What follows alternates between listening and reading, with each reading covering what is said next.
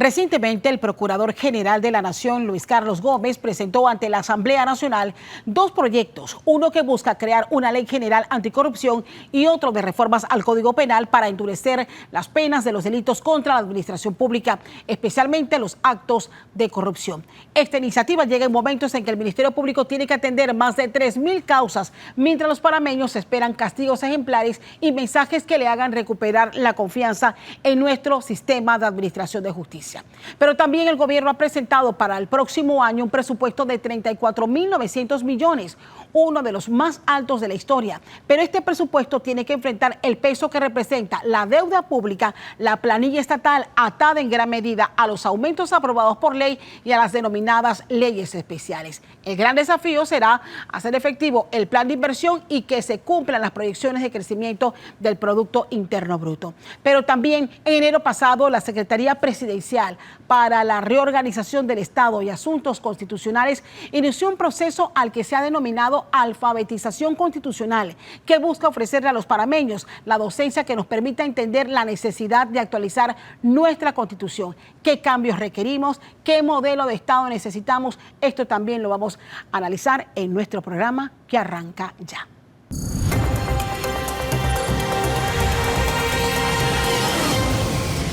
Reiteramos los buenos días y gracias por acompañarnos en este radar mañana de domingo 3 de agosto del 2025. Vamos a hablar de justicia y corrupción. Presento a nuestros invitados, Ana Matilde Gómez, ex procuradora de la Nación. Ana Matilde, qué gusto tenerte con nosotros aquí en este radar. Carlos Araúz, expresidente del Colegio Nacional de Abogados, y Carlos Barzallo, Fundación Libertad Ciudadana. A los tres les agradezco muchísimo.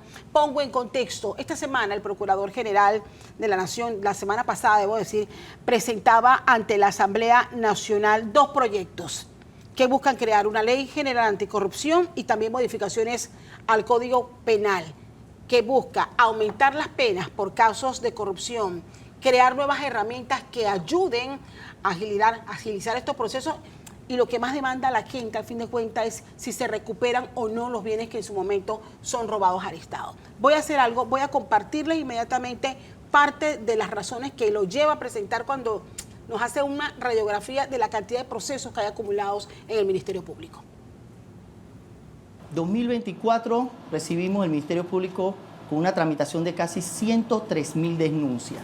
Al día de hoy, 2025, llevamos en estadística, según información que se me proporcionó en el día de hoy, 61.072 causas activas. Fíjese, eso quiere decir que estamos en un número altísimo en cuanto a delitos que estamos actualmente investigando. En delitos contra la administración pública, en pasados días, cuando me acerqué a la Asamblea Nacional de Diputados, informé que teníamos 3.840. De esos 3.840, efectivamente, 427 han sido las que han presentado el gobierno en su año, su primer año de gestión de descentralización paralela, un total aproximado de 300 y tantas denuncias sobre este aspecto, y de las cuales hemos solicitado a la fecha 196 informes de Contraloría. Bien, en esa entrevista exclusiva no solamente hablaba del desafío que tienen con el cúmulo de casos pendientes, sino también cómo muchas de las herramientas se convierten en obstáculos en el camino. Quiero empezar con usted, Ana Matilde, como ex procuradora. ¿Cómo ve la iniciativa y si una situación similar a la que ha encontrado el procurador Gómez lo encontró usted en su momento como procuradora? Sí, bueno, muchas gracias. Buenos días a los compañeros de la mesa y a todos los televidentes.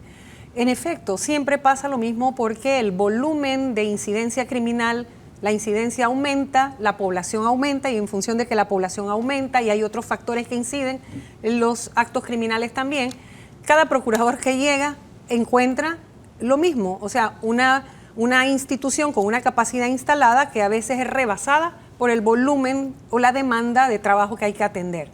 Yo considero que esta iniciativa de él, ambas iniciativas, la sustantiva y la adjetiva, o sea, una para el Código Penal y otra para el procedimiento, ambas son buenas herramientas y necesarias, porque no siempre se puede crecer en personal.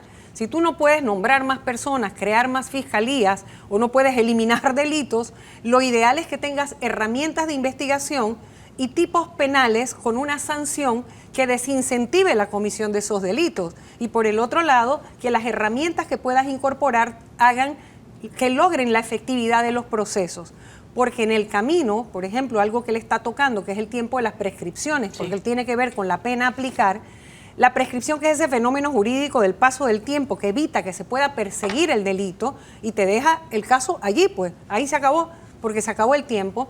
Tener herramientas modernas de investigación que ya existen para otros tipos penales, como la vigilancia, el dinero marcado, el agente encubierto, la interceptación telefónica, todo con, por supuesto, control judicial, porque estamos ahora en un sistema adversarial que permite sí que los jueces tengan el control de toda actividad del Ministerio Público que violente garantías. Así que yo lo veo positivo, sobre todo, y lo más importante, es que el delito que la gente más le llama la atención contra la administración pública es, dicen, entraron limpios y salieron millonarios. Casi todos los que pasan por los puestos públicos es la misma cosa. Por supuesto, con las honrosas excepciones de las cuales yo puedo dar fe. Pero resulta que el Ministerio Público no puede empezar de oficio esa investigación de alguien que es tan obvio, que tiene un año en el puesto y ya tiene yate, casa, compra, viaja, o sea, su estilo de vida cambia, que no puede.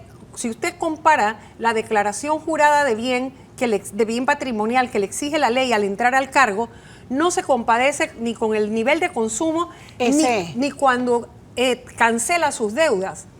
Entonces, el Ministerio Público se ve compelido, no porque la norma lo diga, sino porque la jurisprudencia, la interpretación coloca el informe de la Contraloría como un requisito de procedibilidad. Claro. No es todavía un pronunciamiento con tanta ocurrencia, es decir, no hay jurisprudencia que marque una doctrina probable porque no son 3 fallos ni un montón de fallos.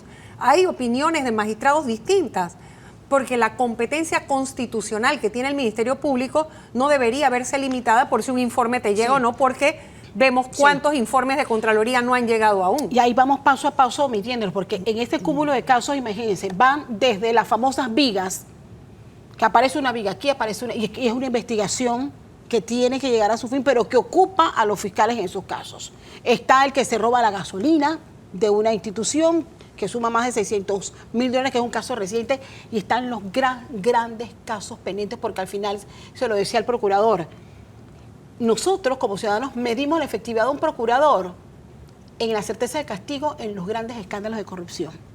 Y lamentablemente, si nosotros pensamos hacer evaluación en ese sentido, estamos muy mal evaluados. Ustedes llevan una medición de la percepción de la lucha contra la corrupción. Desde la Fundación Libertad Ciudadana, ¿cómo ven esta iniciativa, tomando en cuenta, cuando nos comparamos casos de Brecht, por ejemplo? Yo decía, aquí estamos esperando más de 10 años y nada, cuando en otros países ya se cumplió todo el proceso. ¿Cómo lo ven ustedes? Sí, lo primero que tengo que decir es que yo soy miembro y fui presidente de Transparencia Internacional Panamá. Sin embargo, mis comentarios no son necesariamente de la fundación en este momento, y lo digo como para total transparencia. Sí, ¿no? Gracias. Mire, la idea fundamental que el público debe entender este domingo es: Panamá es el 7º país en el mundo, de 192 jurisdicciones, el 7º, con más personas detenidas por cada 100.000 habitantes. Hay 530 personas detenidas. Somos altamente litigiosos en materia penal, está demostrado. Y estamos en esto cíclicamente, coyunturalmente, viendo los escándalos de moda, cuando debemos darnos cuenta de que el problema es estructural. Y el problema tiene que ver con asuntos que pueden sonar etéreos, pero no lo son. Tiene que ver con voluntad, ética y liderazgo. Yo tengo 35 años de ser abogado. Teóricamente yo debía haber lidiado o conocido 3 procuradores, porque los procuradores por constitución tienen 10 años. Yo he lidiado con 11, 3 o 4 veces la cantidad. Solo uno ha cumplido los 10 años. Todos los demás no han cumplido los 10 años. Eso dice mucho, porque nosotros no podemos personalizar las cosas. Las personas son muy importantes, pero las instituciones también. Quien quiera que llegue puede querer hacer muchas cosas, pero el sistema no se lo permite. Es un sistema muy difícil. Aplaudir que se presenten cambios, pero ser muy prudentes de que esos cambios por sí solos, si bien son necesarios, no son suficientes, porque siempre vamos a estar aspirando a que sea la ley la que resuelva el problema que tiene un trasfondo más complejo. El mensaje es sencillo: sí, hay que cambiar normas donde haya que cambiarlas, pero vamos a encontrarnos 2 temas. Tiempos. En Panamá el tiempo, a diferencia del anglosajón que cree que el tiempo es dinero, en Panamá el tiempo no es dinero porque se pierde. Acaba de fallarse un caso en esta semana, 20 años de litigio Eso es en materia civil. 20 años para esperar un fallo. Entonces, los problemas pueden ser de dos índoles. No hay gente para hacer el trabajo, eso es matemática. Aquí tienen que sacarnos a los abogados y meter a los matemáticos. Usted suma la cantidad de gente para la cantidad de expedientes y se dará cuenta qué se puede hacer y qué no se puede hacer. Así de sencillo. Entonces hay que apoyar con recursos. Y lo otro es con voluntad. Se necesita mucha voluntad, que solita no es suficiente, porque se necesitan las dos cosas, la parte técnica y la voluntad. Contestando su pregunta específica es, cuando uno escucha a un procurador, y ha escuchado a los anteriores, que quieren cambios, cualquier ciudadano decente tiene que apoyar esos cambios, pero también tiene que ser muy sensato con la población y llamar la atención de que hay que exigir rendición de cuentas, y la rendición de cuentas se exige no con rendición de cuentos, sino con cifras, como la que acaba de presentar el procurador inicialmente. Esos números son muy interesantes porque denotan una alta litigiosidad, entonces hay que contrastarlo, falta un detalle, con la cantidad de seres humanos que van a hacer ese trabajo. Entonces usted comienza a dividir para darse cuenta la cantidad de hojas que tienen esos expedientes, para darse cuenta cuántos meses o años. Y estoy dejando por fuera la misma característica de los litigantes, los recursos y toda la misa procesal. Entonces, concluyo en que, si le tengo que dar una respuesta corta, es positivo que se busque enmendar problemas. Y yo le podría hablar más adelante, ese tema de la prueba, nosotros lo vivimos como regulador de valores. Teníamos el mismo formato, pero al revés. Lo explico así. Cuando se introdujeron los delitos financieros en Panamá, que incluían la manipulación de mercado de valores, el llamado insider trading, que es el usar información privilegiada, la industria se quiso proteger, y para que el Ministerio Público pudiese investigar, hizo que la Comisión de Valores tuviera que dar un informe previo. Todos estos informes previos tienen una virtud y también un defecto. Una virtud es que pueden ayudar al investigador, pero su defecto es que también pueden ser un cuello de botella si no se dan. Esos son los informes de Contraloría para la Procuraduría. Entonces hay que ver si esos informes están siendo cuello de botella o están siendo una herramienta útil y resolverlo con datos. Esa es mi idea. Ustedes son usuarios permanentes del sistema. Desde el Colegio de Abogados, usted que fue expresidente de este gremio, ¿cómo ven los procesos? ¿Cómo ven los procesos? El volumen que bien demuestra este número que ha compartido el procurador, pero un elemento muy, muy importante que él ha resaltado, y es esa larga espera por los resultados de las auditorías que reposan en la Contraloría General de la República y que los obligan a decir, necesitamos otras herramientas que nos ayuden a evacuar el número excesivo de expedientes. En esa búsqueda, bueno, primero que nada, gracias por la oportunidad y un gusto compartir la mesa. En esa búsqueda de nuevas fórmulas, yo siempre voy a plantear lo siguiente: la justicia tiene que guardar equilibrios. En el caso del Ministerio Público arrastra una reputación de una justicia selectiva, que se moviliza cuando el ruido de la calle quiere que se movilice o que los temas políticos plantean movilización. Esa realidad del sistema judicial panameño implica entonces lo siguiente: cuando se proponen cambios y usted no analiza los equilibrios, pareciera ser que usted quiere acallar el ruido porque hay preconceptos, es decir, hay culpabilidades en la sociedad que no se materializan con los resultados judiciales o de las investigaciones, y ahí surge un elemento muy importante y fundamental: es que la justicia del Ministerio Público puntualmente guarda deficiencias en el núcleo de una investigación, en la prueba. El Instituto de Medicina Legal y Ciencias Forenses tiene que ser robustecido, ser más técnico, incluso tiene que ampliarse para ese equilibrio la posibilidad que el señalado, el indiciado, también le pueda pedir por cuenta propia al Instituto de Medicina Legal la prueba que le exonera, que le libera de la carga de un señalamiento luego en investigaciones. Y luego usted también tiene en ese mundo de la justicia selectiva lo siguiente: casos como Odebrecht, en el que hay una condena, en el que no se paga la condena, en el que el Ministerio Público es responsable del actuar y del cobro de esa condena, y no hay movilización del Ministerio Público de igual manera. Entonces a mí todo me indica como litigante, como activador del sistema, son preocupaciones. Es decir, yo siempre voy a rechazar que la justicia se movilice por el interés político o por el ruido de la calle, porque cuando se está en el escenario del ring de boxeo que es la justicia, lo que se busca es neutralidad, y la justicia panameña tiene el arrastre que no es neutral. O sea, y al final lo que usted plantea, una cosa son las herramientas, Ana Matilde, que han existido, o sea, hay que fortalecerlas o no, ustedes saben más que yo de eso, pero otro tema es la voluntad de hacerlos. o los obstáculos políticos que encuentren los procuradores en turno, retomando un poco lo que decía. De hecho, ese día, mientras esperaba la entrevista, el procurador veía la galería y le tomaba la fotografía y le decía a los periodistas nuevos que me acompañaban del señor Sosa. Digo, este es el único que ha podido cumplir los 10 periodos. O sea, ¿cómo? Y uno se pregunta por qué. Y realmente viene el tema de lo que es la relación corrupción con administración de justicia o con la justicia en general, la persecución criminal, que es parte de todo esto. Y es que las injerencias indebidas y la fuerza política de la forma en que está diseñada la estructura de poder en el país determina quién resiste y quién no. Porque cuando quieren tomarse el Ministerio Público, si usted no tiene un presidente fuerte y una asamblea que no esté plegada, exactamente lo único que pueden hacer es lo que hicieron conmigo. Así que lo que decía Carlos, en un periodo que debió haber habido 3, han habido 11, eso le demuestra las injerencias indebidas, que es una de las grandes fallas que tiene el sistema de persecución y administración de justicia en general. Es que, por un lado, el desvío de fondos. Cuando hay corrupción se pierde dinero que debiera ir a salud, educación, todo eso. Pero por el otro lado es el debilitamiento de las instituciones. El Ministerio Público siempre sale debilitado por esa misma percepción que usted señala, que no es que tiene que haber, yo no coincido en el tema de neutralidad, tiene que haber objetividad, sí, claro, pero porque el mandato constitucional es perseguir el delito, y una vez que usted persigue el delito y identifica a una persona vinculada, tiene que traerla al proceso, y para eso tiene herramientas coercitivas como es todo derecho penal. Las herramientas son fundamentales y vienen del lado de los recursos que se le dota al Ministerio Público, y usted ve que un procurador tiene que ir a pasar por la comisión de presupuesto para sustentar, y a veces lo que salen es o piden puestos de trabajo o le señalan los casos que no se han resuelto. O sea, es una situación difícil cuando la justicia depende de las decisiones políticas. El presupuesto, la chequera lo maneja el Ejecutivo. El Ministerio Público tiene que buscar otras herramientas a veces y hacer traslado de partidas, dividir una fiscalía en 2 para lograr 2 fiscales. O sea, en vez de que te nombren 2, lo que agarra es uno. ¿Y qué hacemos con el resto del sistema que deben acompañar? Por ejemplo, la ley busca permitirnos usar auditorías internas, informe del Instituto de Medicina Legal, entre otros elementos que nos ayuden a determinar el daño causado y no depender única y exclusivamente de la Contraloría General. Eso está en la propuesta.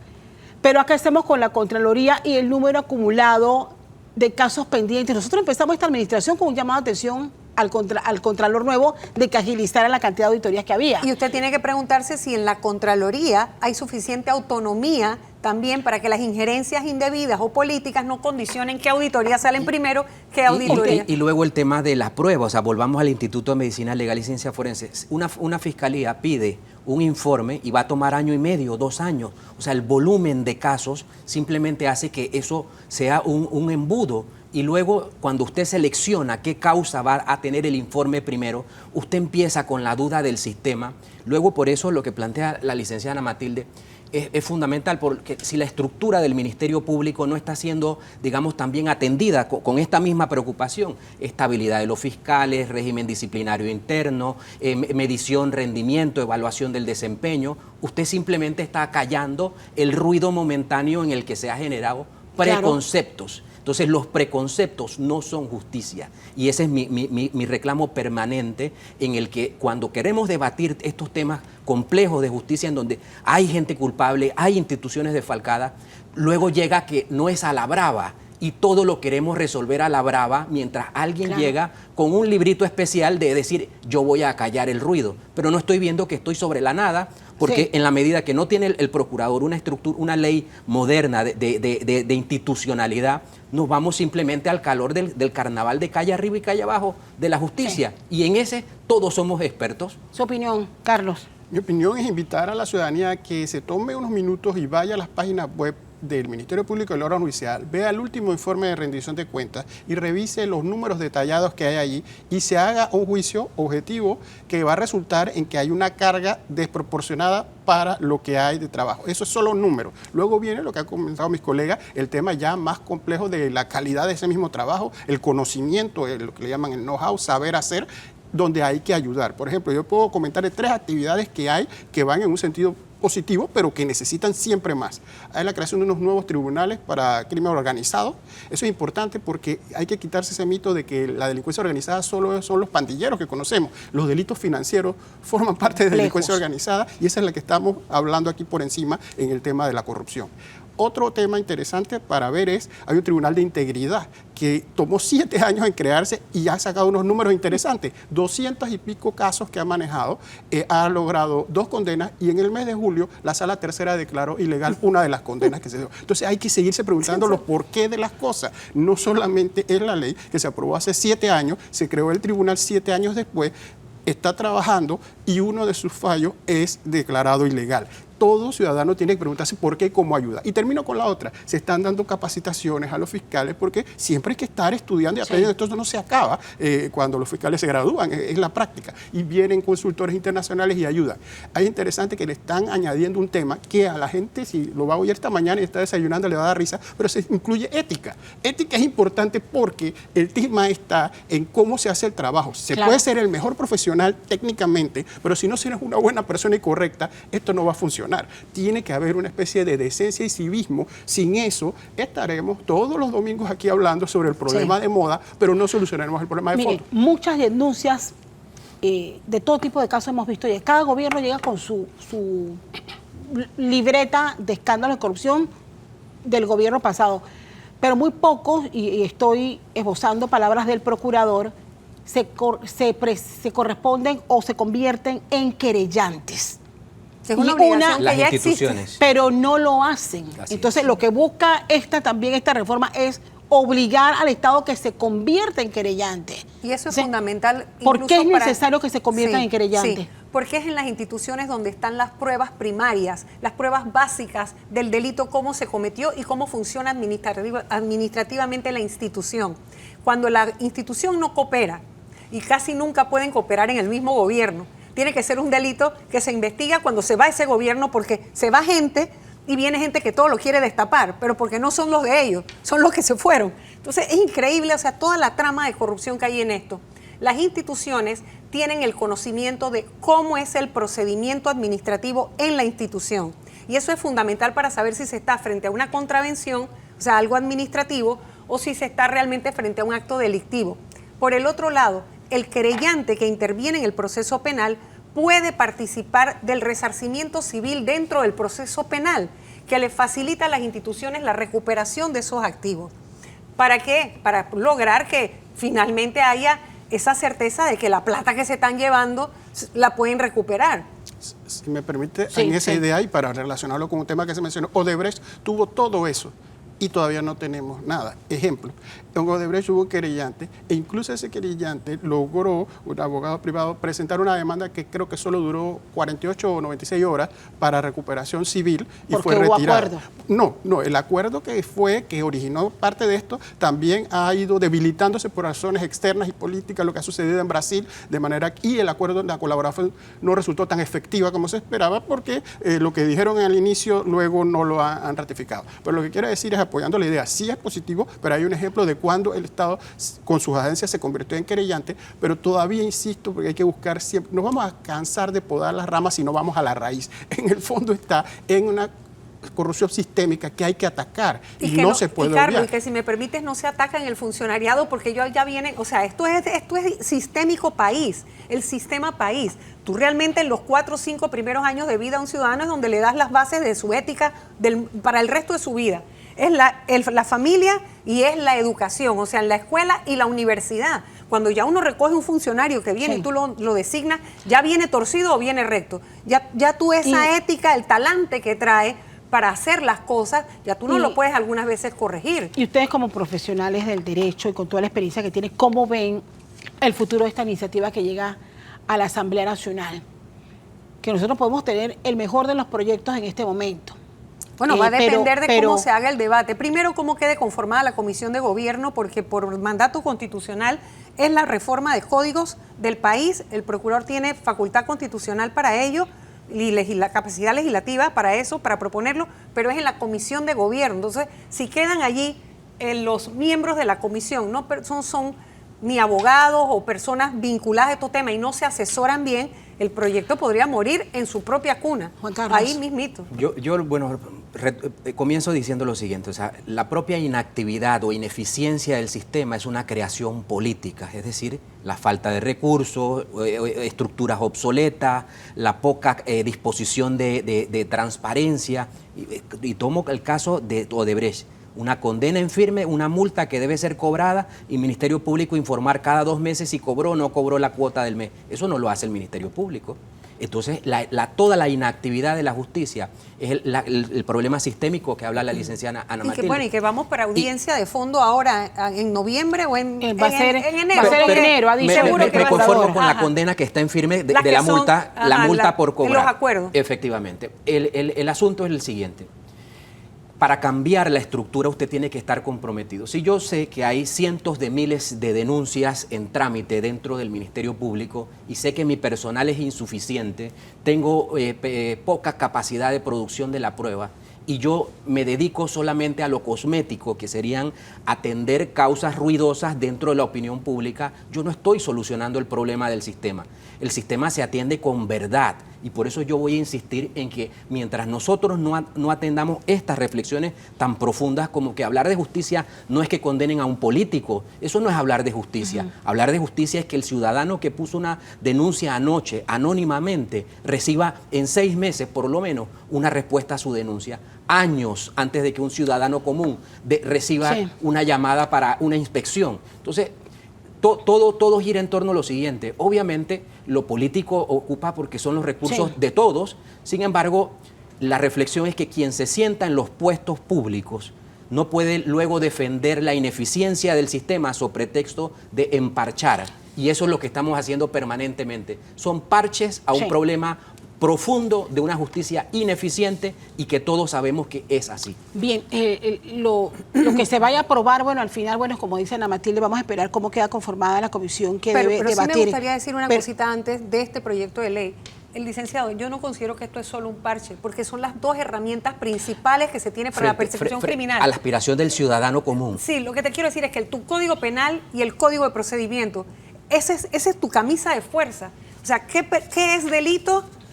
¿Cuándo vence o cuándo puedes investigarlo y cómo lo investigas? Y hay otros países, otras jurisdicciones, Italia, por ejemplo, yo traje aquí a la policía financiera. Eso le da autonomía al ministerio, pero si tú estás persiguiendo y tú dependes de otra institución que la Contraloría es ineficiente para producir los informes, hay que señalarlo entonces. Bueno, sí lo dijo. Pero lo dijo en tu entrevista. Pero no es solo decirlo, es que la Contraloría tiene que encontrar un remedio a su función constitucional que le está incumpliendo. Hay otro aspecto importante y no puedo dejar por fuera de este debate y tiene que ver con lo que ha dicho el presidente de la República en su habitual conferencia de prensa de este jueves. Hay brazos ejecutores de la justicia y uno de ellos es la Corte Suprema de Justicia. Estamos hablando de las reformas que se vayan a hacer a nivel de Código Penal y Ley Anticorrupción, pero el presidente ha dicho que él no tomará en cuenta las opiniones o sugerencias que en los últimos años se estaba haciendo y la consulta a través del Estado, del Pacto de Estado por la Justicia. Quiero conocer su opinión sobre esa decisión que haya hecho pública el presidente de la República. Bien, nada nuevo. El presidente lo había dicho desde mucho antes que se acercara a la fecha de hacer nombramiento, es decir, esto ya estaba bastante anunciado, ahora parece nuevo, pero no lo es. Y segundo, también la historia es importante, esto es cíclico. Nosotros hemos ensayado todas las fórmulas habidas y por haber, que incluyen desde headhunters, búsqueda de cazatalentos, comisiones, pactos. Y bueno, siempre se habla por los resultados, no son las palabras, son los resultados, los hechos, no las palabras. Y hay veces que hay gente que ha sentido que el sistema, por cualquiera que se haya hecho, no ha funcionado porque no se elige el que consideran que es correcto. Entonces nos estamos dando cuenta que el problema no está ni en el método ni en la estructura. Es un problema que lamentablemente parece etéreo, pero es importante. Los filósofos le llamaban el arete, no el arete que se pone en la mujer, el arete, que es una especie de cultura y excelencia ciudadana. Lo tenemos que tener todos, los ciudadanos que debemos exigir de alto nivel, rendición de cuentas de alto nivel, no quejadera, no diatriba, es una exigencia como tienen los países nórdicos, y los mismos autoridades, los que nombran, también tienen que tener ese arete. Eso es aspiracional, pero es la única manera, porque si no, nos vamos a pasar siempre buscando métodos. Puede salir bien que lo escoja el propio presidente sin que nadie le recomiende, puede salir mal, es una especie de comprar un billete de lotería, porque dependemos es del ciudadano que se nombre, y ese ciudadano tiene que ser el que lo nombra, y ese es el código de ética. La primera función que tiene una persona cuando se va a meter en lo público es saber que es apto para el puesto que lo nombra. Y la aptitud incluye muchos elementos, no solo lo técnico, no es saberse el código, es tener una condición que le permita ser un jugador, ser independiente, ser objetivo, querer hacer lo correcto. Eso sonará romántico, pero usted se dará cuenta que es la única manera de un cambio duradero. Si no, usted apruebe leyes, va a aprobar bastantes leyes y es bueno tenerlas. Cumplirlas es otra historia. ¿Cómo lo ve usted, Juan Carlos? Bueno, yo primero debo reafirmar, el Pacto de Estado ha caducado. O sea, yo no puedo traer del pasado una estructura que fue un acuerdo político, endosárselo a gobiernos en el proceso cambiante, porque es la voluntad de un país presidencialista. El presidente tiene que enarbolar sus propios acuerdos. Entonces yo entiendo el Pacto de Estado como que se pretendió que reemplazara la institucionalidad y no se fortaleció la institucionalidad. Yo no puedo aspirar que después de 20 años todavía estemos hablando de un Pacto de Estado que debía ser transitorio, que debía ser meramente de ordenar, endosar, simplemente impulsar nuevas ideas y fortalecer los roles de las instituciones. En ese sentido, el propio pacto tampoco tiene una metodología, o tuvo una metodología que diese certeza. Es decir, yo participé en los procesos de selección y mi mayor tormento fue siempre no poder decirle a los cientos de colegas descartados por qué eran descartados. Es decir, no hay un método. Entonces, cuando usted simplemente descarta al ojo, o descarta por criterios individuales, personales o subjetivos, porque no hay una tabla, no hay un elemento, usted lo que va a colocar es simplemente su visión para decirle al presidente, ojo, que el mío es mejor que el del otro. Entonces, cuando entramos en ese debate del ojo, yo prefiero que simplemente el presidente de la República asuma su responsabilidad en este particular periodo. Es abogado, tiene una particular experiencia en el tema judicial, tiene un compromiso porque el tema judicial formó largas conversaciones en su campaña política. Por eso su legado en materia de justicia debiese ser más trascendental que los otros por todo el conjunto de experiencia personal que tiene. Dicho eso, yo no puedo aspirar que hoy día, después de 20 años de la existencia del Pacto de Estado por la Justicia, lo estemos invocando como una solución, cuando ese Pacto de Estado por la Justicia fue quedando obsoleto con el paso del tiempo. Pero no se ha recuperado totalmente la confianza. ¿Usted cómo lo ve? Y reitero, el presidente tiene que escoger a 2 nuevos magistrados de la Corte Suprema de Justicia y lo hará evocando lo que establece la Constitución. Correcto. Yo también he sido parte de ese Pacto de Estado por la Justicia como Procuradora General de la Nación y después como diputada de la República, miembro de la Comisión de Gobierno. Y en efecto, se adolece de muchas cosas en el pacto, o se ha adolecido en el periodo en el que funcionó. Pero lo cierto es que todo eso es un reemplazo a la institucionalidad débil, porque el presidente lo que está diciendo, y esto lamento tener que darle la razón, pero él tiene toda la razón. Él tiene una facultad constitucional que nadie le puede rebatir.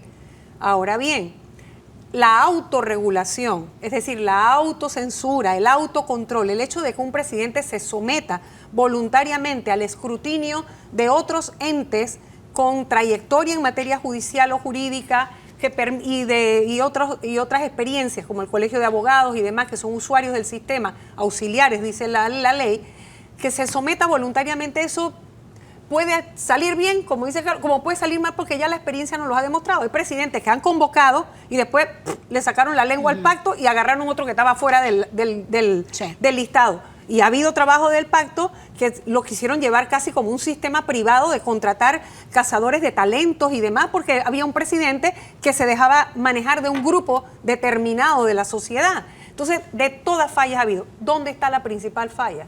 En el diseño estructural de la Constitución, en la forma en que se designan.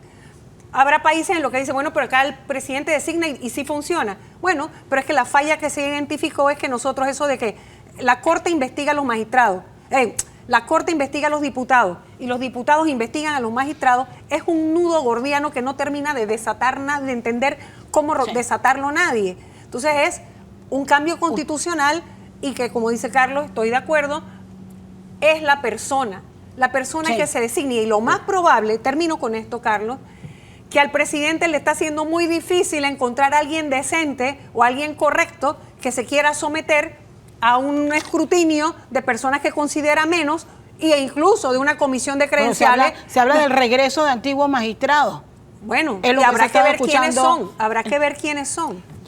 Carlos. Yo solo le pido lo siguiente, nada más hay que saber leer para que la Constitución dice que el presidente es el que tiene la facultad, todo lo demás es arandelas de querer añadirle. Obviamente puede ser con una buena fe de buscar el mejor mecanismo para encontrar. Si le quitáramos a esto el elemento y usted fuera un padre o una madre que tiene que operar a su hijo y buscar al mejor neurocirujano para que opere su hijo, las condiciones de búsqueda de esa persona usted la haría con un cuidado enorme porque está la vida de su hijo en juego. Bueno, lo que pasa es que el derecho a veces no se ve igual. El derecho a veces se ve como un asunto de que un abogado y que sepa, y no, es también igual de técnico y que hay que añadirle ese elemento que, insisto, que es intangible, que no se ve, que no se puede tocar, pero se ve, ¿sabe cómo? A través de los hechos, a través no de las palabras, sino del historial, probado y comprobado, y llegar a lo mejorcito posible. Y luego el tiempo dirá. Pero hay que insistir mucho en ese aspecto de que está la facultad constitucional, claro está, pero se debe ejercer de la mejor manera.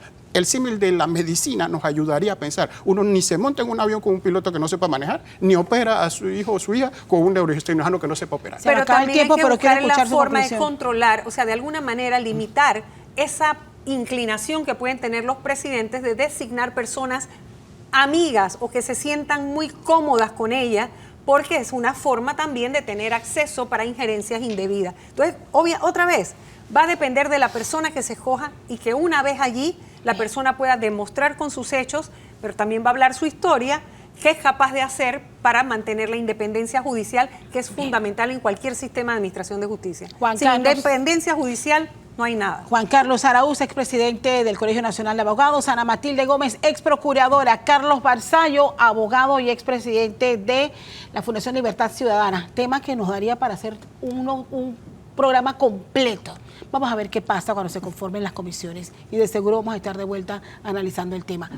Agradecidas que me hayan acompañado. Gracias. Voy a ir a la pausa. Al regresar, 34.900 millones de dólares de presupuesto. Vamos a hablar del presupuesto. ¿Cómo lo van a hacer? 56.000 millones en deuda. Lo que pesa la planilla y las leyes especiales no se pierda el próximo bloque. Vamos a la pausa y regresamos con más de este radar.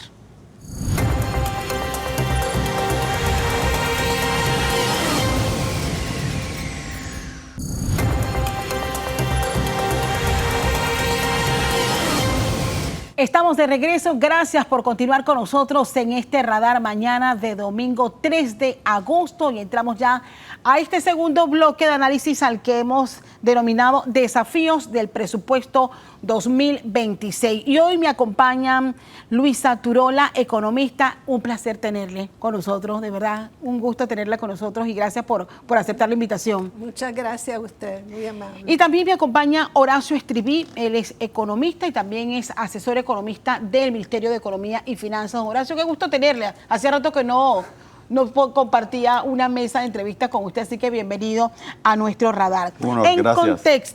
contexto, el gobierno ha presentado para el próximo año, 2026, un presupuesto de 34.900 millones, uno de los más altos de la historia, pero este presupuesto, según ha dicho el propio ministro Chapman, al que entrevistamos esta semana, tiene que enfrentar la deuda pública, que ahora la vamos a repasar con usted, la planilla, que todo el mundo reclama que hay que reducir la planilla como las medidas de contención de gasto, pero las presiones que trae consigo los aumentos aprobados por ley y las denominadas leyes especiales y otros fenómenos que usted nos podrá ayudar a entender.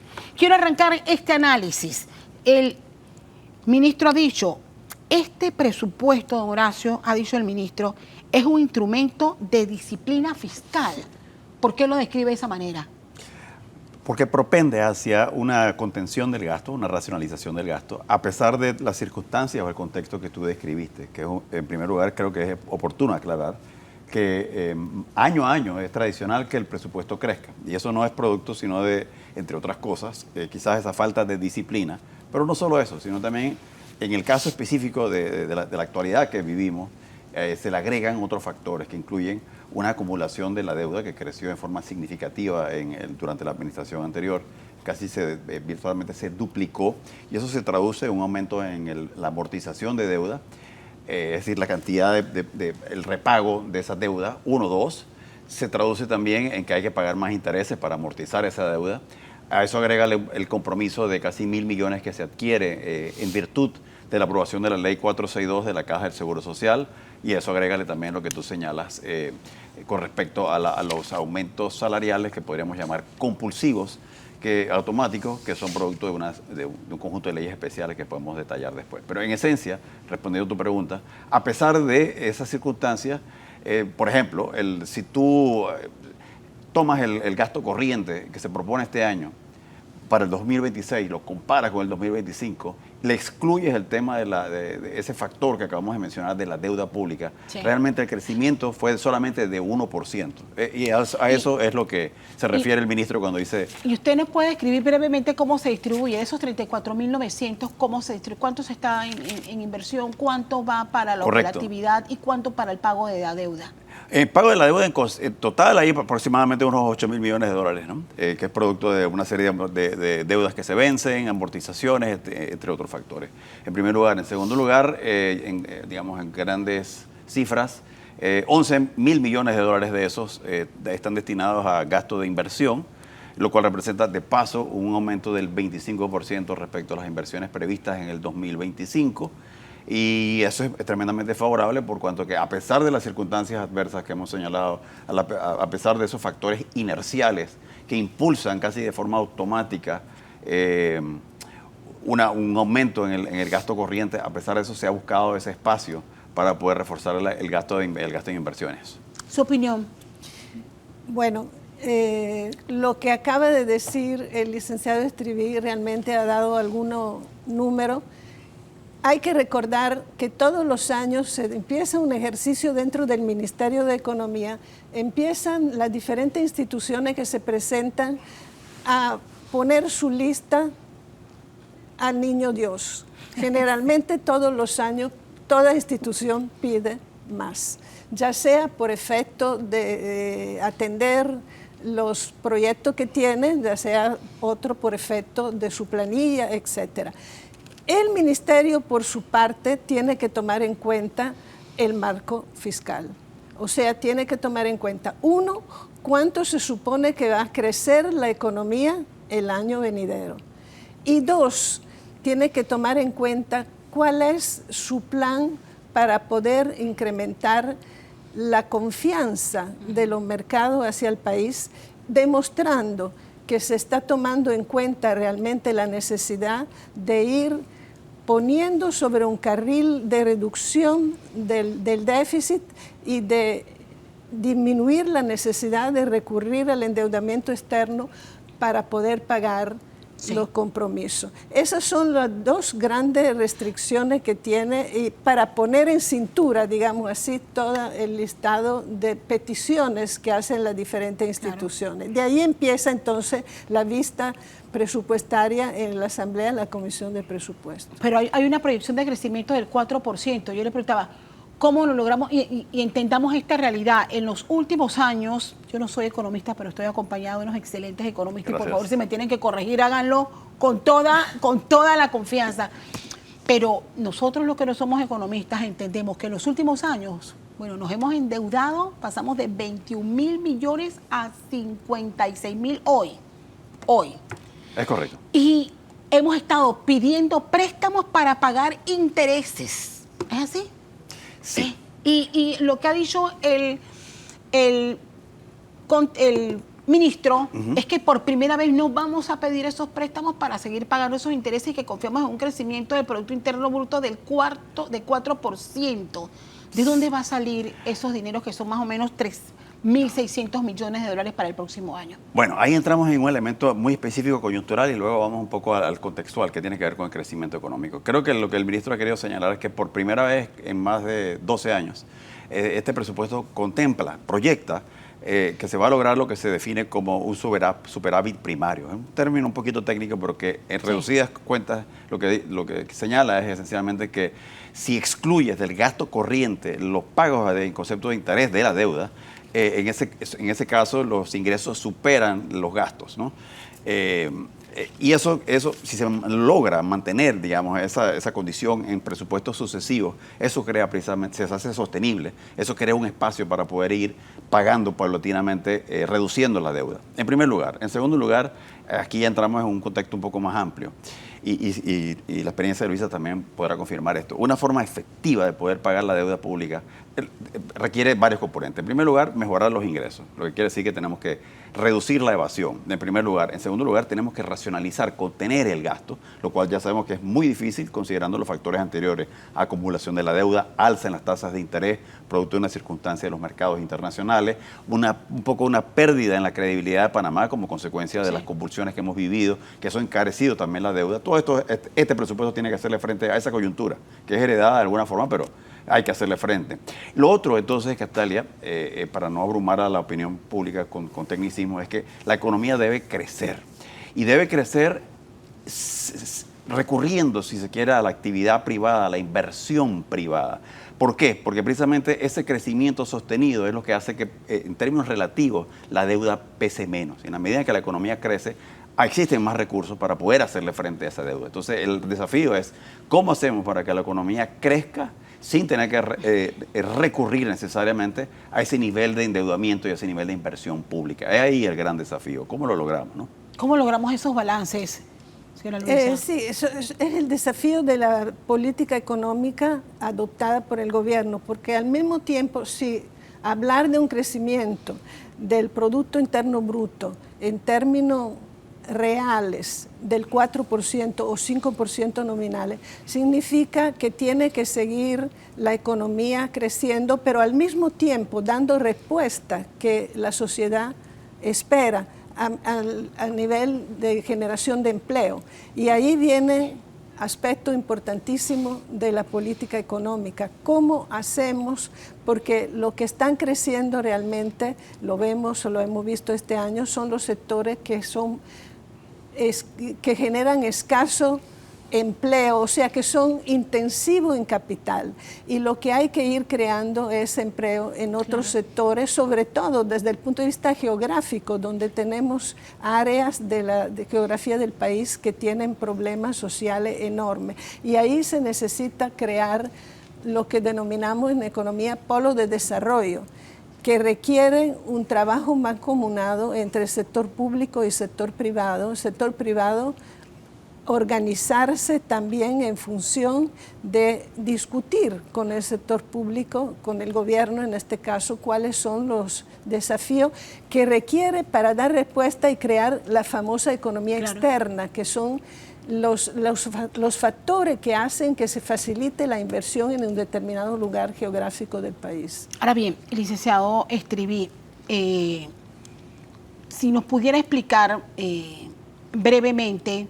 o sea, ¿cuánto nos cuesta salir de esa rigidez del presupuesto cuando tenemos tantos compromisos? Y yo debo recordar que esta administración hizo una promesa de reducir los costos de la planilla, y que en su momento dijo, vamos a acabar incluso con las botellas. Pero un año después la realidad es otra, porque si bien han reducido la planilla y ya no hay poco más de 4.000, o creo que ya un poquito más de 5.000. Menos 4.000 funcionarios menos que el año pasado. Pero el gasto aumentó, claro, creció a 74 millones de dólares. ¿Por qué esto? Y tomando en cuenta cómo podemos explicar que esto realmente se convierte en una atadura, una piedra en el zapato para que se logren esas metas que se propusieron al inicio de esta administración. Sí, mira, efectivamente, hay una reducción de 4.000 funcionarios, y yo creo que más allá del impacto material que esto tiene en el presupuesto, creo que también el impacto es más bien de moral y de compromiso político, ¿no?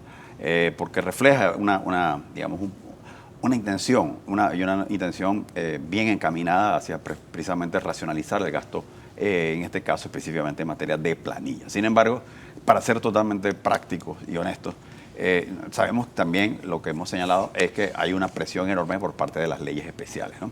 Y esto naturalmente es un tema conflictivo, es un tema controversial.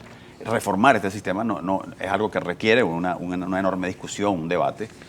Y creo que ese es parte del aporte que se viene dando, ¿no? Tanto el ministro Chapman como la viceministra Gabriela y tengo que decirlo como un funcionario de carrera por muchos años, por primera vez se expone esto como una de las causas que no es nueva, pero que ahora se menciona. Entonces, no es fácil, se trata de... Lo otro es el tema de la deuda que ya mencionamos y ya señalamos cuál podría ser una estrategia de reducción de la deuda, que es a través del crecimiento y contener el gasto, ¿no? Porque ya sabemos que es un tema difícil. Entonces, son estas coyunturas las que en un momento dado podrían ir de manera progresiva, porque no hay una solución ni inmediata ni única para este tema del crecimiento del gasto en planilla. Pero sí, hay que destacar que uno de los elementos que provoca, que explica en gran medida el crecimiento continuo, sostenido, irreparable, irreversible a veces del gasto corriente y específicamente del gasto de planilla, es precisamente la existencia de leyes especiales que favorecen a sectores,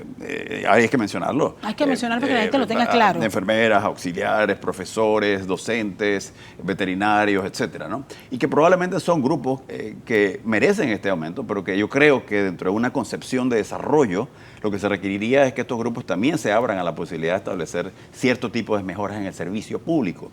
Estas mejoras en el servicio público son las que en alguna forma activan una especie de lo que podríamos llamar un círculo virtuoso, en donde la gente recibe más educación, mejor salud, con los mismos recursos. Y yo creo que esto es importante, y esto es un mensaje, Castalia, ya te paso el micrófono.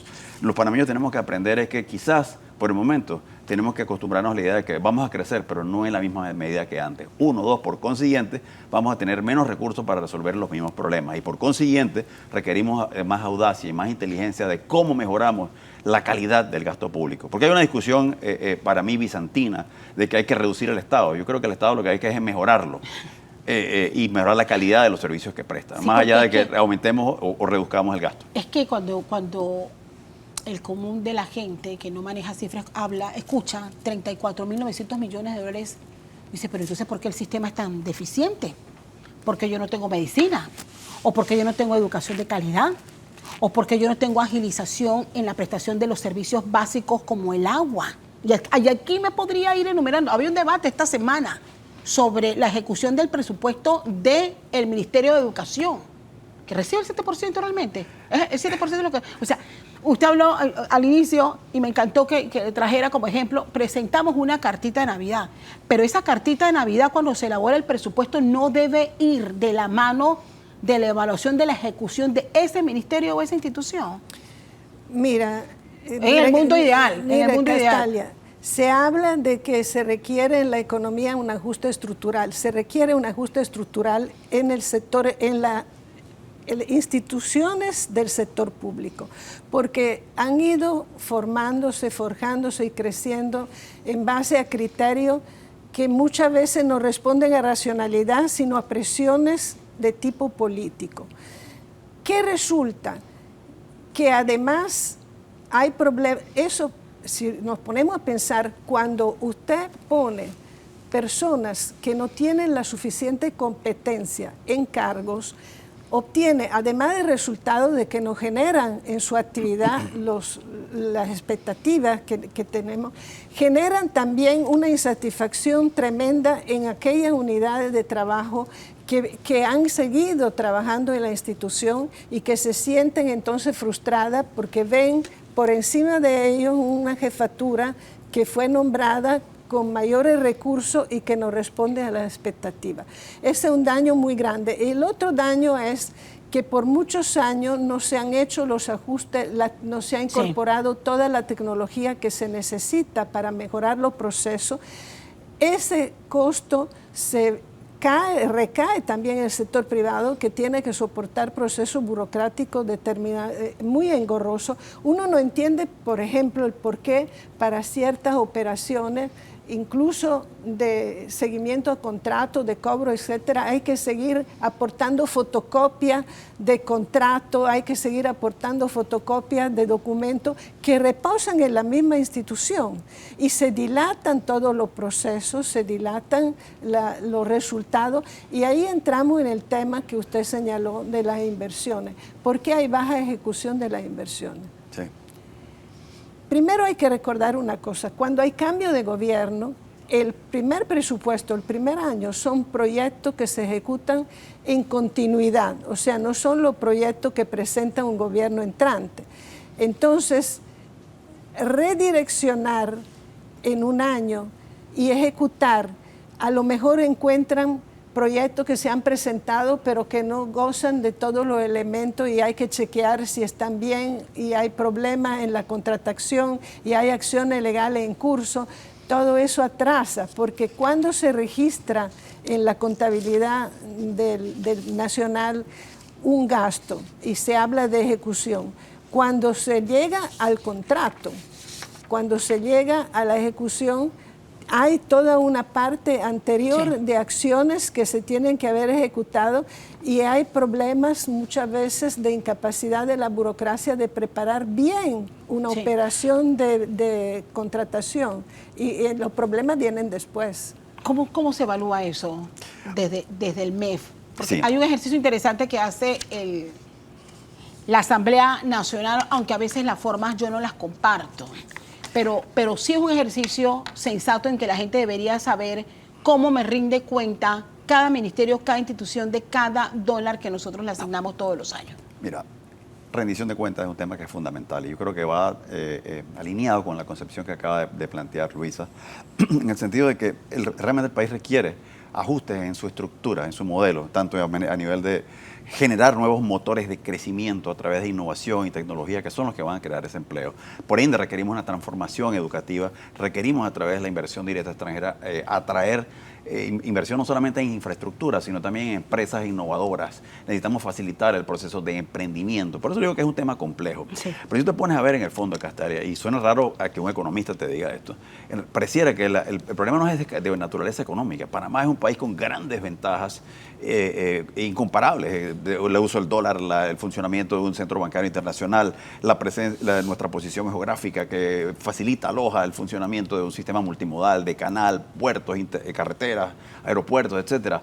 Tenemos todo el potencial. Pues si es así, ¿por qué no logramos aprovecharlo como pudiéramos? Y lamentablemente llegas a la conclusión de que parte del problema es la incapacidad que tenemos para ponernos de acuerdo. Fíjate, el ajuste de la ley 462, más allá del resultado, todos sabíamos que era necesario establecer algún tipo de cambios en los parámetros, etcétera. Se hizo y se hizo en forma moderada y a pesar de eso, mira el conflicto que se concitó.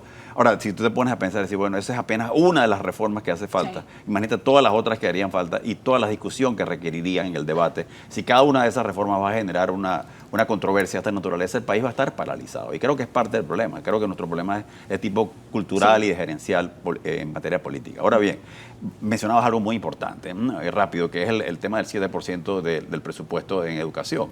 Y ahí tienes un ejemplo de cómo eso pareciera reflejar, más que una necesidad técnica o presupuestaria, una conquista que se ha logrado y que los sindicatos pelean a capa y espada, pero que a la misma vez se traduce en grandes rigideces. Claro. Fíjate, nada más el asignar este año 7%, que es otro de los factores que le generan rigidez al presupuesto, implica que se destina casi el 43% del ingreso al sector público no financiero, casi el 20% del total del presupuesto. Y eso es alto en comparación incluso a los países de la OECD. Claro. Y lo que eso impide es una articulación adecuada y una movilidad en la asignación presupuestaria. Ahí tienes un ejemplo. Yo quiero citar, para quedarme con los ejemplos, un artículo publicado en nuestro sitio web por Alfonso Grimaldo y que tiene que ver justo con eso. Y voy a citar dos ejemplos que él plantea en ese análisis. Para el presupuesto 2025, la Asamblea Nacional recibió 95.7 millones para gastos de funcionamiento y 3 millones para inversión. Para el próximo año propone mantener exactamente las mismas cifras, 98.7. Y la gente dirá, ¿para qué tanto dinero a la Asamblea? Para pagar planilla y funcionamiento. En base al rendimiento de la Asamblea, es un ejemplo. Voy con los detalles de educación. Recibió el año pasado un total de 5.071 millones divididos en 2.749 millones para funcionamiento, 2.322 millones para inversión. Y para este próximo año, 4.861 en total, con 2.800 millones en funcionamiento y 2.065 millones en inversión. Prácticamente es poco lo que se puede... O sea, ¿por qué esa prácticamente dualidad en esa y no se ve, no se percibe? Precisamente, Castalia, por eso señalaba hace un momento que tenemos que mejorar el impacto de la inversión pública y eso se maneja a través de una figura que en Panamá apenas se empieza a aplicar, que es, y en otros países de la región se viene manejando, que es el llamado presupuesto por resultados, que es medir el impacto de la inversión pública, medir el impacto de los ahorros, de los aumentos que se dan en el sector salud, educación. ¿Cómo se traduce eso en una mayor eficiencia? ¿Cómo se traduce eso en un impacto positivo a nivel de los estudiantes que se gradúan, en la calidad de los estudiantes que se gradúan, a nivel del sector salud, cuántos pacientes se curaron, en fin? Entonces, tenemos una concepción de que el presupuesto se asigna, el punto de discusión es el monto, cuando realmente no es el monto, es el resultado de los montos que se asignan, ¿no? Entonces, eso es lo que le imprime cierta rigidez y es por eso que es importante mejorar la administración de los recursos del Estado. ¿Cómo logramos ese balance? Bueno, es que lo que hay que mejorar radicalmente es la capacidad institucional de ir preparando los proyectos con todos los ingredientes. Por ejemplo, les cito el mismo documento de presupuesto que presenta el MEF a la Asamblea. Dice que la Comisión de Presupuesto tiene que recibir los proyectos con un estudio de factibilidad y lo que sobrepasan ciertos montos tienen que también recibir una evaluación del impacto social. Cuando este trabajo no se hace bien y los estudios de factibilidad no están bien hechos, más adelante se traba en tubería el proyecto porque no se puede ejecutar. Por eso estamos hablando, y lo mencionó Horacio también, de la necesidad de ajustes estructurales muy grandes dentro de las instituciones públicas. Y eso desafortunadamente pasa por ajuste en la composición del recurso humano que está trabajando dentro de cada institución y que entró mucho, y es una realidad que todos conocemos. Tiene palanca, te van a nombrar en tal lado. Entonces, definitivamente no estamos valorando las competencias y ahí estamos incidiendo realmente en los resultados que están obteniendo las instituciones o en los malos servicios que está recibiendo el ciudadano. ¿Ustedes consideran, hay varios fenómenos que establecen una rigidez en el presupuesto y no poder ajustarlo y distribuirlo de la mejor manera como muchos esperan? Correcto. Y no es tan fácil, por lo que usted planteaba al inicio de las leyes especiales, por ejemplo, por ley hay que aumentar a los maestros, aunque estén en paro. Hay que aumentarles porque eso ya está aprobado por ley. A la policía hay que tenerle jubilaciones especiales, aunque muchos no estén de acuerdo con este privilegio, pero eso está por ley. Y está otra situación importante que el Estado tiene que seguir sopesando y tiene que ver con los subsidios que hay en el país. ¿Qué hacemos con estos dos fenómenos? ¿Cómo ustedes consideran que esto hay que revisarlo? Por supuesto, hay que revisarlo. El problema es la viabilidad política. Tiene que haber un mínimo de aceptación por parte de los ciudadanos de saber que parte de su problema se origina en eso, porque definitivamente recursos que se utilizan para pago de planilla hay que poder evaluar, como se hace en el sector privado. Cuando usted trabaja en el sector privado, están evaluando para otorgarle un aumento, le reconocen un resultado positivo que usted ha obtenido. Y usted sabe que para poder escalar posiciones tiene que hacer eso. Eso no se está dando en los aumentos automáticos. Entonces, definitivamente es un problema que causa frustraciones en toda la sociedad. Entonces, si no se entiende esto a nivel de la sociedad, los políticos no van a tomar las decisiones que corresponde tomar.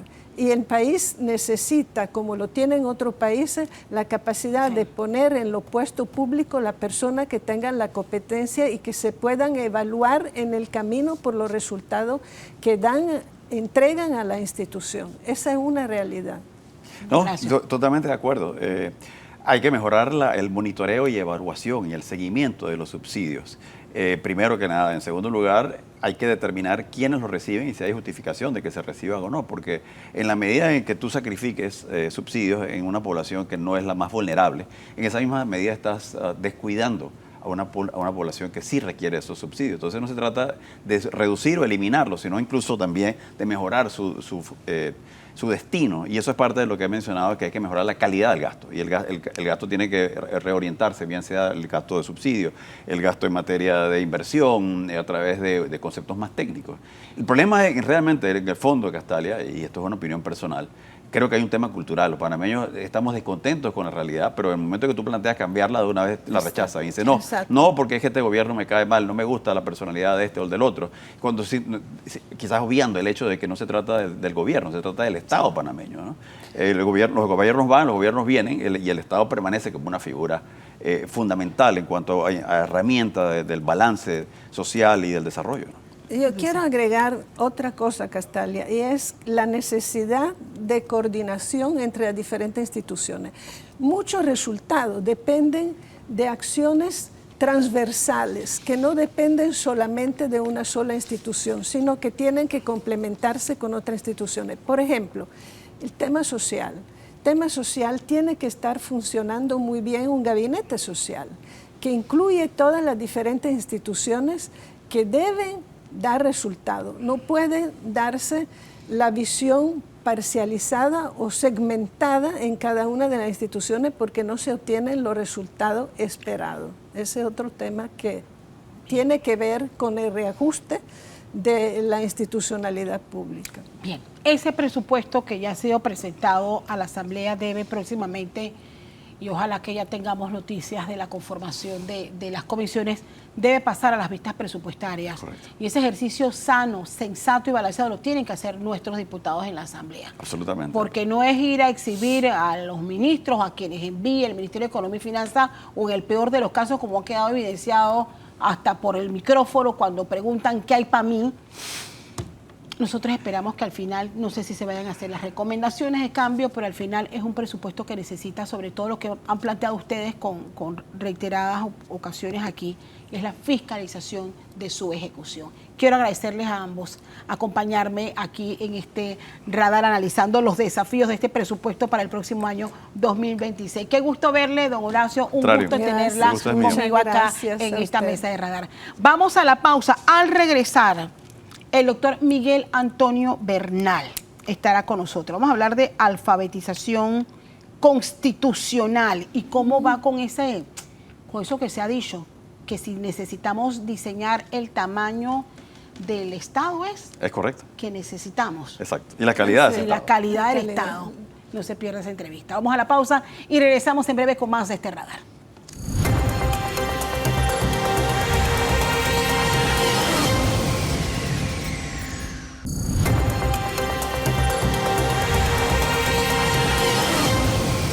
Estamos de regreso en Radar. Gracias por continuar con nosotros y tal como se los avancé antes de irme a la pausa, ya me acompaña el doctor Miguel Antonio Bernal. Qué gusto tenerle. Gracias por aceptar la invitación y dedicar estos minutos.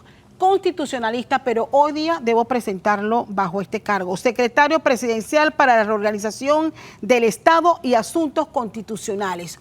Un ejercicio que por mandato del presidente José Raúl Mulino inició el 8 de enero pasado. 8 de agosto. 8 de agosto pasado. Empezó la Secretaría y desde el 8 de enero la alfabetización constitucional.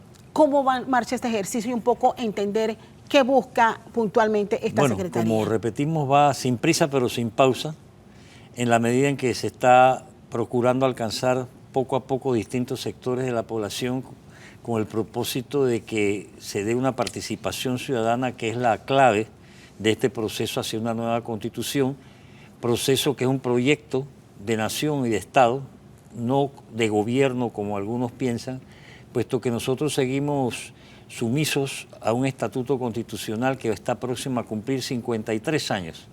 Y el mundo ha cambiado, Panamá ha cambiado y nosotros tenemos que innovar, no solamente en tecnología, sino también en materia constitucional para poder desenredar un poco este mafá que tenemos tanto a nivel de las instituciones como a nivel de los derechos, deberes, garantías, procedimientos que estamos utilizando. ¿Qué modelo de Estado necesitamos?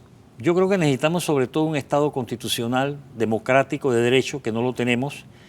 Y necesitamos también un Estado que se ponga al día no solamente en las normativas correspondientes, sino también en investigación, tecnología y educación, que es donde más mal andamos. Ahora bien, tengo ya preguntas más concretas, tiene que ver, en ninguna parte del título 13º de nuestra Constitución, dedicado a la reforma de las constituciones, se habla de constituyente originaria.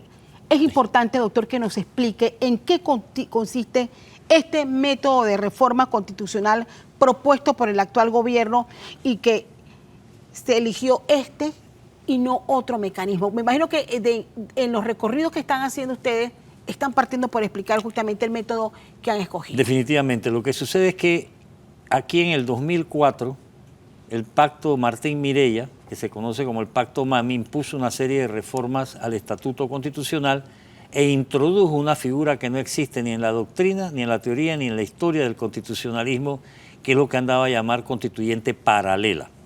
Es por eso que entonces se ha tenido que hablar de constituyente originaria, cuando lo que realmente es originario es el poder constituyente, porque es el que crea y origina constitución. En esa medida entonces nosotros estamos avanzando porque queremos, por decirlo así, seguir los pasos que se dieron hace 80 años aquí en Panamá, cuando en 1945, dentro de una situación bastante atípica, Panamá se dio una asamblea constituyente que nos dio la Constitución del 46, Constitución que a mi modesto entender hoy día todavía sería mucho más práctica que la que tenemos desde muchos puntos de vista, pero no, ya nadie la conoce, como tampoco conoce la actual. Y nosotros tenemos que llevar, diríamos nosotros, una dinámica educativa, instructiva, alfabetizadora, donde todos tenemos que ser alfabetizadores, porque todos tenemos primero que empezar por conocer nuestros derechos, nuestros deberes como ciudadanos. Aquí hemos perdido hasta los valores éticos que corresponden, y ese es el papel de una nueva constitución. Es decir, no es por darnos una nueva constitución y nuevas normas, no.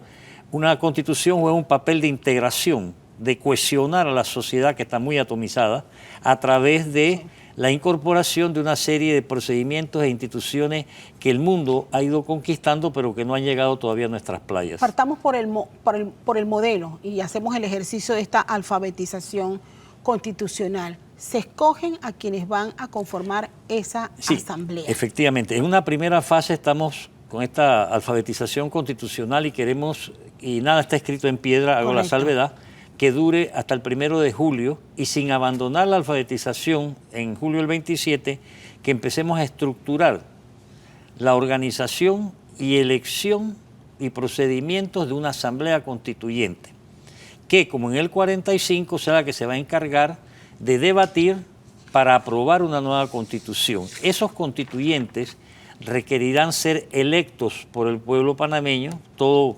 ciudadano participará, y tenemos también que establecer cuáles son los requisitos para ser o para no poder ser constituyente.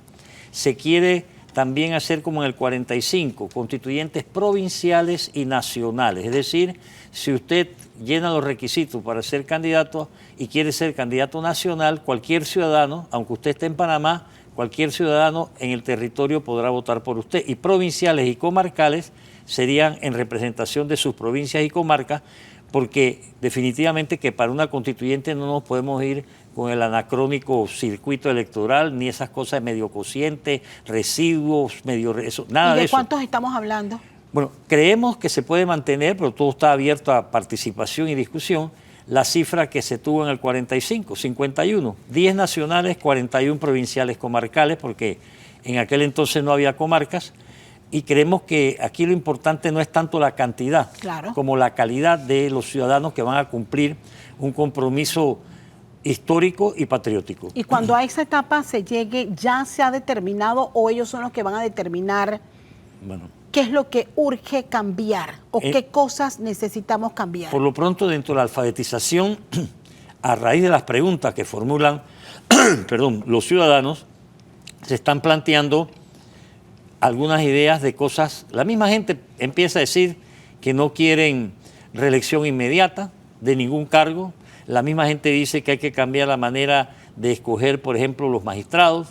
La gente también habla de la revocatoria de mandato que debe existir, no solamente para los representantes, porque la de los diputados todos sabemos que no funciona. y va surgiendo de la población, en la medida en que se va conversando y dialogando, van surgiendo inquietudes que deberán entonces ser plasmadas en uno o varios proyectos de constitución que se hagan y que esos sirvan de base de discusión a la Asamblea Constituyente. Usted ha sido, a lo largo de los años, y lo hemos conocido y se ha dado a conocer así, como constitucionalista y abogado, como duro crítico de la forma en que aquí se ha deformado la institucionalidad. Lo ha hecho en distintos gobiernos. Sí, definitivamente. O sea, y sigue deformada. Pero requiere sí de cambios o simplemente aquí no se cumple con lo que establece nuestra Constitución. No, yo creo que sí se necesitan cambios porque lo que ha sucedido es que hasta ahora por andar reformando hemos olvidado que se mantiene la esencia de los poderes del Estado, una esencia que ha caducado porque nosotros tenemos que caminar hacia una democratización de la misma democracia que tenemos.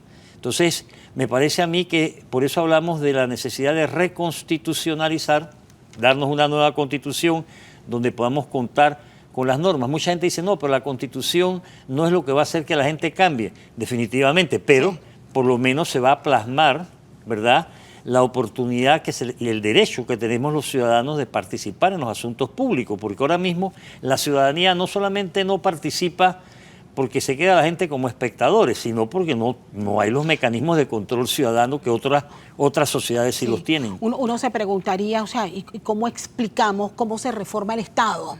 Y otra cosa más importante que va ligada y tiene que ver, o sea, ¿cómo logramos un sistema que tenga los contrapesos entre los poderes que conforman el Estado? Definitivamente, porque dentro del marco de la reconstitucionalización viene la reorganización del Estado, es decir, de sus órganos, de las políticas públicas que se vayan a decidir, de cómo van a funcionar determinadas instituciones que nacen sus procedimientos desde 1972. Entonces, si usted ve lo que el mundo ha cambiado y el derecho constitucional ha conocido avances bastante grandes a raíz de toda una serie de procesos constituyentes que se han llevado a cabo en todos los continentes del mundo. Y América Latina ha sido rica en procesos constituyentes, como lo ha sido también África y la misma Europa después de los cambios geográficos y geopolíticos que se dieron con la caída del muro de Berlín y con la caída del Imperio Soviético. El presidente Molino, cuando asumió el cargo como presidente de la República, nos enviaba uno de los primeros mensajes que él pretendía como presidente lograr que se diseñara el tamaño del Estado que nosotros necesitamos. Claro. Eso va más allá de la cantidad de instituciones que tenemos. Acabamos de terminar un bloque donde hablamos del presupuesto. Sí. Y todo el conflicto que se genera, la cantidad de millones que se destinan a instituciones que no rinden los frutos que la gente espera, o la gente no sabe si la cantidad de ministerios e instituciones que nos acompañan son los que nosotros realmente necesitamos para funcionar correctamente. Es así, pero yo creo que sería más apropiado hablar más que de achicar el Estado, achicar el gobierno. Es decir, porque el Estado, empezar, somos todos. Exacto. Entonces lo que se quiere es lograr alcanzar una capacidad de funcionamiento que no haya instituciones o departamentos que triplican, cuadruplican las mismas funciones. Correcto. Y hemos llegado a una situación en la cual es necesario, por ejemplo, digitalizar muchas actividades, pero cuando hablamos es del funcionamiento mismo. No hay la suficiente comunicación entre las instituciones, los órganos del Estado, la ciudadanía con las autoridades. O sea, la ausencia, por ejemplo, de un verdadero régimen municipal nos está afectando muchísimo. Así es. Ya no solamente como sociedad, sino también como Estado. Así que todas estas cosas hay que llevarlas a la mesa de conversación, de diálogo, de debate, para ir, ¿verdad?, avanzando e ir haciendo, digamos, el ejercicio de qué país queremos. Claro. Y por eso es que es importante la participación de todos los sectores. Es decir, la gente cree que este es un problema de abogados. No, este es un tema para los ciudadanos. La gente cree que este es un asunto en que nada más va a estar el gobierno. No, tienen que estar todos los sectores que conforman la sociedad panameña, sin excepción, porque la constituyente no puede ser excluyente. Hay varios temas, por ejemplo, que yo estoy seguro que ya la gente se los está sugiriendo. Esto tienen que incluirlo. Sí. Eliminar la inmunidad y el sistema de juicio cruzado entre diputados y la Corte Suprema de Justicia. Otro de los temas que abordamos también en los bloques que la antecedieron. Esos dos artículos que metieron en el 2004 es para que Caimán no coma Caimán. Eso tiene que desaparecer. una serie de prebendas, privilegios que se han impuesto y que la población resiente. Hay mucho resentimiento constitucional en nuestra sociedad ahora mismo y esa es una de las cosas que pensamos nosotros que se puede aliviar en este proceso constituyente. Es que se ha abusado porque al momento de que, porque existen las reglas, se supone, si un diputado comete un delito, se supone que la Corte tiene que investigarlo, por eso en el ejercicio nunca lo hemos visto. Yo creo que uno de los propósitos casualmente del constitucionalismo moderno es poder empoderar al ciudadano para que a través de mecanismos de control logremos evitar el ejercicio irracional del poder político, porque el poder político desde siempre, si no se le controla, se desboca. Sí. No importa quién esté al frente del poder. Ajá. Por eso es que tienen que haber los pesos, contrapesos, procedimientos, pero sin la participación ciudadana, nada va a funcionar. Se desbocan también los mandatarios. Sí, y todo el que tiene usted poder. También ha cuestionado mucho. Sí, señora. ¿Cómo podamos ese excesivo presidencialismo que tenemos y al que incluso nos hemos acostumbrado? Efectivamente, Panamá sufre o tiene o posee un hiperpresidencialismo, contrariamente a lo que la gente dice que este es un sistema presidencial. No, este es un sistema hiperpresidencial, que se ha ido más allá, que ha concentrado demasiado poder en una sola persona y eso está distorsionando muchas acciones que hay que llevar a cabo. Por eso la importancia de este proceso constituyente para que vayamos, como se dice, desgranando la mazorca entre todos y quitándole una serie de poderes a una serie de autoridades que no deberían ni siquiera haberlos tenido. Por ejemplo, hoy hay un gran debate actual con lo que acaba de decir el presidente, que ha generado todo tipo de reacciones y que tiene que ver justo con esto que estamos analizando. Porque, ojo, el presidente puede hacerlo porque así lo establece la Constitución y se lo permite. Por ejemplo, el no llevar contratos claves a la Asamblea Nacional. Bueno, ese es el resultado, y usted lo acaba de decir mejor, de una constitución o un estatuto constitucional que impuso una serie de normas porque estaba y fue hecho para determinada situación, es decir, bajo la existencia de un régimen dictatorial que ya no existe. Entonces, ¿cómo explicamos que cayó la dictadura y se quedó su constitución? Claro. La misma regla. Entonces mucha gente se sorprende de que una autoridad u otra autoridad haga ciertas cosas y cuando usted va a ver está autorizado para hacerlo. Entonces la mesura o diríamos nosotros, la responsabilidad que sepa llevar la autoridad, no importa quién sea, pero el plato está servido para la extralimitación de funciones, el abuso de autoridad y no solamente para la impunidad, que es lo que tiene a mucha gente descontenta. Hay demasiada impunidad y no se ha atacado debidamente la misma. ¿Por qué?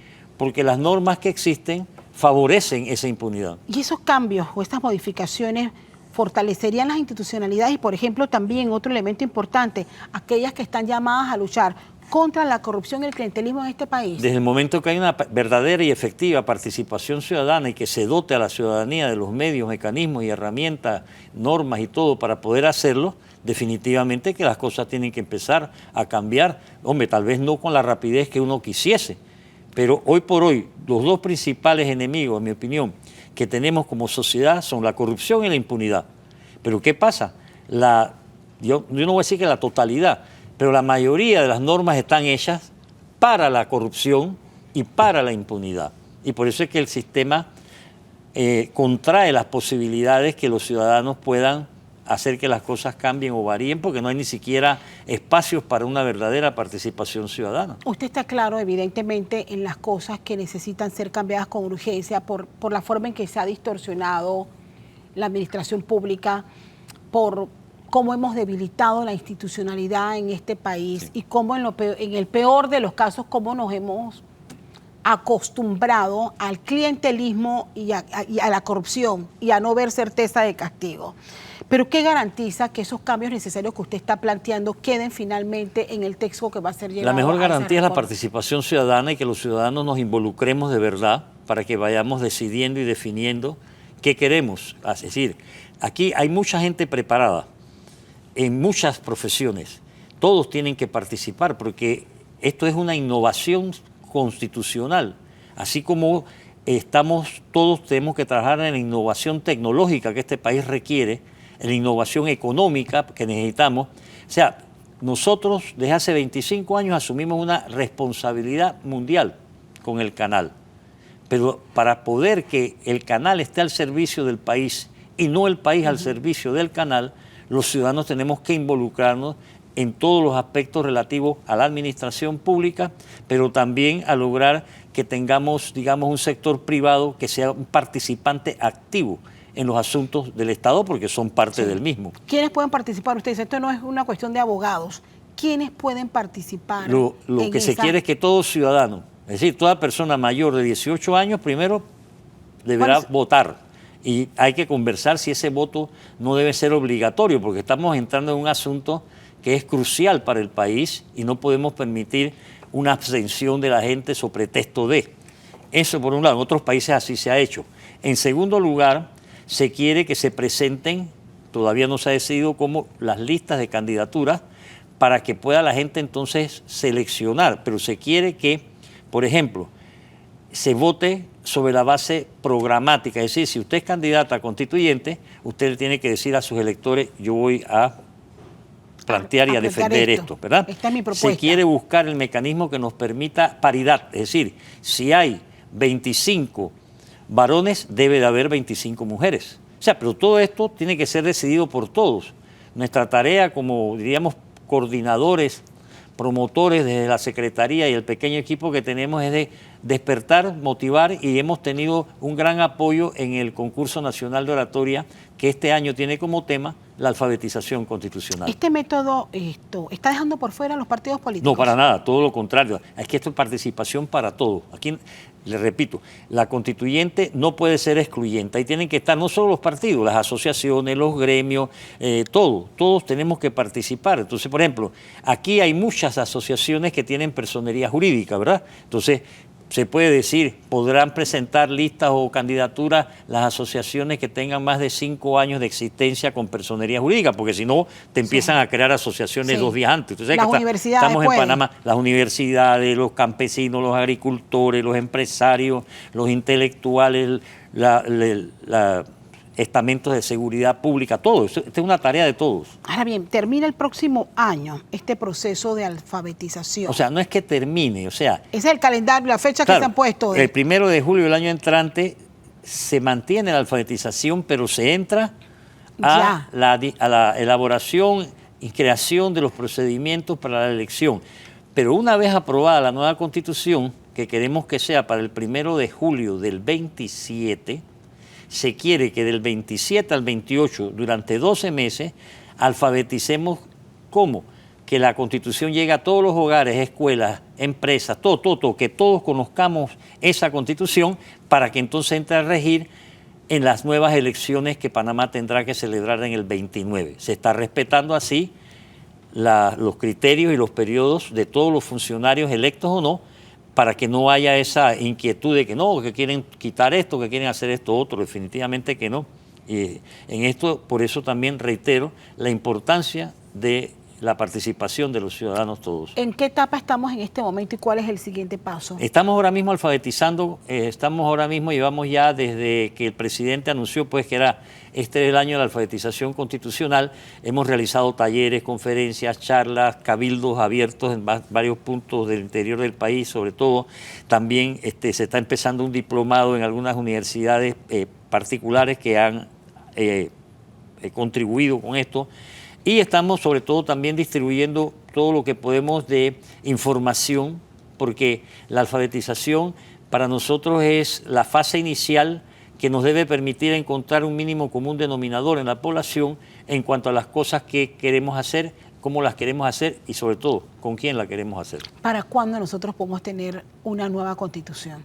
Dentro del calendario que en borrador se tiene, que no quiere decir que esté fijo, tendríamos una nueva Constitución, diríamos que el 1 de julio del año 2028, que debe entrar a regir en el momento... después de eso viene una ratificación refrendaria, es decir, se convocaría un referéndum para que todos los ciudadanos digan si sí o no al trabajo que haga la constituyente. Mucha gente dice, no, pero la gente va a votar en contra del gobierno, hay que apurar el paso, no, sin prisa pero sin pausa, porque tenemos que ver la importancia que tiene esa toma de conciencia del ciudadano. No todo el mundo va a tomar conciencia, pero tenemos que trabajar positivamente. ¿Y cómo evitamos la politización de un tema tan serio y tan necesario? Una constituyente es un acto político, solo que no es un acto politiquero. Ajá. Y entonces, en esa medida, reitero, entre más gente suba al escenario, Y que entienda. exactamente, entre más actores y menos espectadores, definitivamente que mucha politiquería va a tener que apartarse o la gente misma se va a encargar de decirle,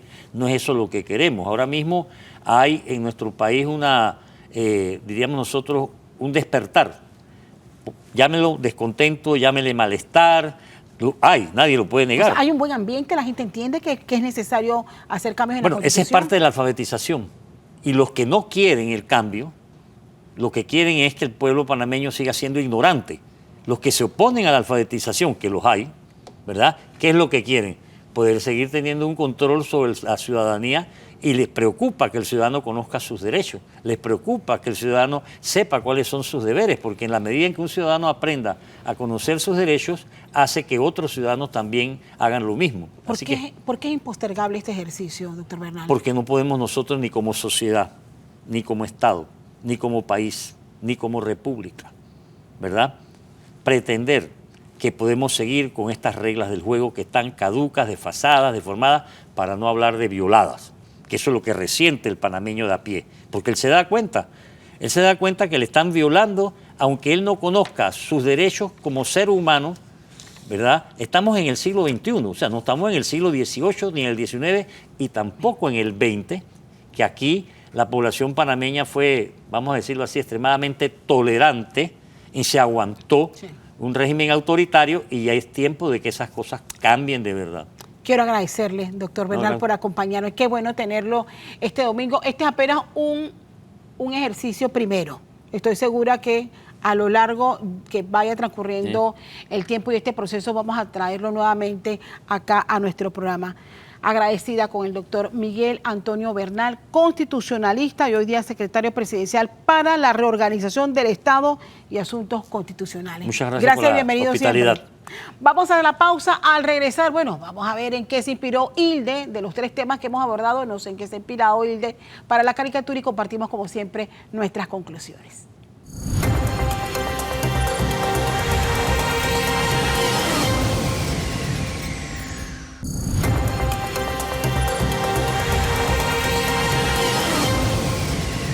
Estamos de regreso en Radar, gracias por seguir con nosotros. Ya ha llegado el momento de presentar la esperada caricatura de Hilde. Hilde siempre se inspira en alguno de los bloques de análisis que presentamos y bueno, aparece alguien que se parece a un colega nuestro que está por allá por Veraguas. A mí se me parece. Y el periodista está entrevistando a alguien que representa a la justicia y no voy a describir con cara de qué. Hasta ahí se las dejo. Le pregunta al periodista, ¿por qué no suben las condenas por blanqueo de capitales? Y le responde la justicia, bueno, ahora damos la opción de escoger el país al cual quiere ser asilado y con millas incluidas. Sí, señores, esto hay 2 ejemplos específicos que nos recuerda esta caricatura inmediatamente. Gracias, Hilde. Tremenda reflexión. Bueno, vamos a ver en qué quedan precisamente esas reformas que han llegado a la Asamblea. Compartimos de inmediato nuestras conclusiones. Los proyectos presentados por el Procurador General de la Nación y que buscan mejorar la capacidad de investigación de actos de corrupción van a requerir no solo de la voluntad de los diputados, que en su momento tendrán que revisarlos y aprobarlos. Queda claro que el sistema de justicia no solo requiere más herramientas para combatir la corrupción, sino de los modelos de gestión y de compromiso de los ciudadanos que son llamados a administrarlos con equilibrio y transparencia los fondos del Estado. Los panameños requieren mensajes claros de certeza del castigo para los hechos que han provocado la pérdida de confianza en el sistema de justicia. La próxima escogencia de los magistrados de la Corte también será un reto. Y aunque el presidente Mulino ha dicho que hará uso de sus facultades para escogerlos sin recomendaciones externas, se espera que estos tengan el compromiso, pero sobre todo la independencia necesaria. Por otro lado, el presupuesto general del Estado, uno de los más altos de la historia, llega a la Asamblea Nacional, pero más que fiscalizar su distribución, lo que la gente demanda es la efectividad de la ejecución de los miles de millones de dólares que se han destinado. De nada nos vale grandes presupuestos si no hay efectividad en la tarea de cada una de las entidades públicas que tiene que ejercer esos presupuestos. Deudas, planilla y clientelismo institucionalizado nos seguirá pasando facturas si no hay cambios en su diseño y distribución. Terminamos con la alfabetización constitucional que sigue recorriendo el país. Pronto serán llamados los ciudadanos que tendrán la tarea de diseñar nuestra nueva constitución a través de una asamblea constituyente. El diseño del tamaño del Estado que necesitamos requerirá de la voluntad de los que tengan a su cargo esta tarea, porque lo que sí tiene claro el panameño es que es necesario y que necesitamos verdaderos balances y recuperar nuestra golpeada institucionalidad. Hasta aquí nuestras conclusiones. De mi parte, muchísimas gracias por acompañarnos y nos vemos el próximo domingo aquí en Radar.